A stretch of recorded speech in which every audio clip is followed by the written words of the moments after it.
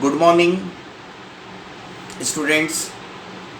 सभी लोग चैनल को सब्सक्राइब करेंगे, नोटिफिकेशन बेल को ऑन करेंगे, साथ साथ कमेंट्स भी देंगे कि किस टॉपिक पर आपको कौन सी जो टॉपिक्स हैं उस पर कुछ जो सब्जेक्ट है या टॉपिक्स हैं उसको समझ में नहीं आया।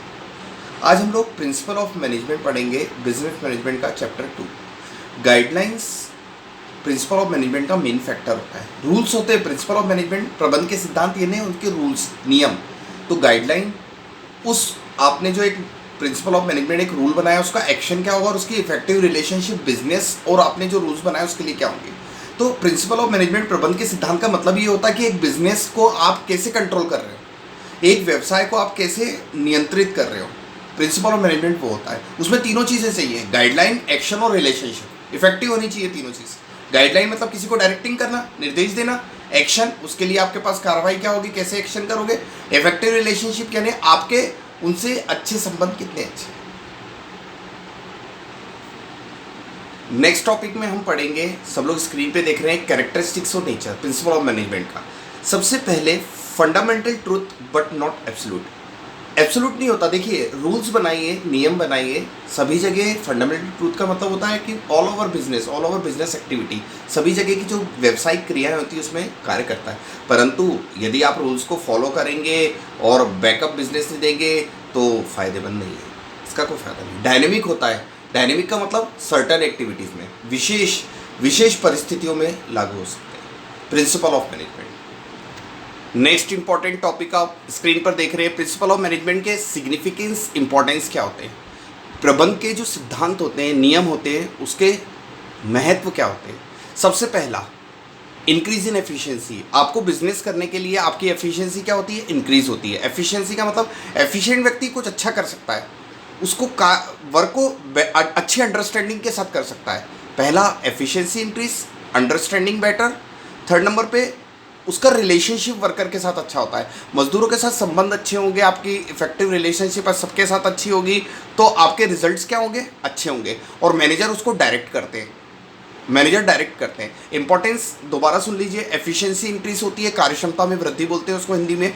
दूसरा, बेटर अंडरस्टैंडिंग होती है, आपकी दूसरे वर्कर्स के साथ अंडरस्टैंडिंग बेटर होती है। फिर रिस्पॉन्सिबिलिटी फिक्स होती है। रिस्पॉन्सिबिलिटी का मतलब होता है कि जो भी आपको जिम्मेदारी दिया गया, कार्य दिया गया, उसको कर सकते हैं आप। और आपके जो मैनेजर्स होते हैं वो आपको अच्छा डायरेक्ट करते हैं और आपको डायरेक्टिंग रोल में लेके आते हैं। ये इसके इंपॉर्टेंस है।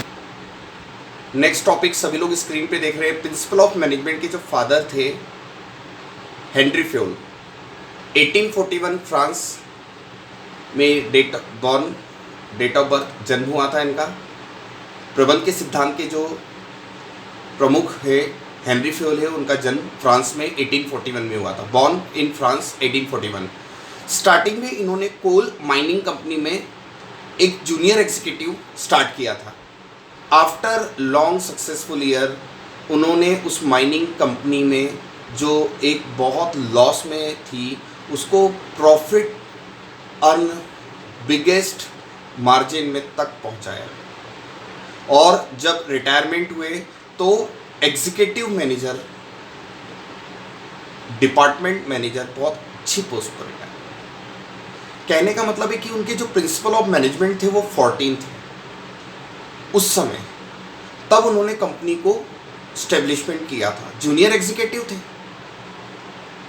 पर प्रिंसिपल कितने उनके 14 प्रिंसिपल को फॉलो अप करते हैं। जनरल और इंडस्ट्रियल मैनेजमेंट की उनकी जो बुक थी वो पब्लिश्ड हुई बाद में। ईयर 1916 फ्रेंच में and 1949 English, general and industrial management. तो प्रिंसिपल 14 जो थे उसमें कंसेप्ट ऑफ मैनेजमेंट था, वर्क डिवाइडिंग था, ऑर्डर और इक्विटी था, और उसके अलावा पर्टिकुलर वर्क को लोगों को ट्रांसफ़र करना, लोगों को डिवाइडमेंट करना, कोऑपरेट करना, इक्विटी लाना, लोगों को बराबर देना, बराबर समझना, बराबर सैलरी देना, time to time work complete करना। ये सारे पार्ट किसके थे, प्रिंसिपल ऑफ मैनेजमेंट के 14 प्रिंसिपल्स हैं। सब लोग याद रखिएगा, प्रिंसिपल ऑफ मैनेजमेंट का जो पार्ट है उसके प्रिंसिपल कितने टोटल 14 थे, और प्रिंसिपल ऑफ मैनेजमेंट जो हेनरी फ्यूल था उसके 14 प्रिंसिपल्स जो थे वो जनरल बेसिक रूल्स थे जिनको मैंने एक्सप्लेन किया। Equity, order, dividing work, responsibility, authority, फिर मैनेजमेंट कंसेप्ट, बेसिक रूल्स थे। तो आज के हमने जो टॉपिक्स पढ़े वो प्रिंसिपल ऑफ मैनेजमेंट के नेचर, कैरेक्टरिस्टिक्स, मीनिंग और हेनरी फ्यूल का थोड़ा बायोग्राफी पढ़ा। सभी लोग आज के टॉपिक्स में जो समझ में ना आया वो कमेंट बॉक्स में लिखकर जरूर भेजें। सब्सक्राइब करें चैनल को, नोटिफिकेशन बेल को ऑन करें। Okay, thank you.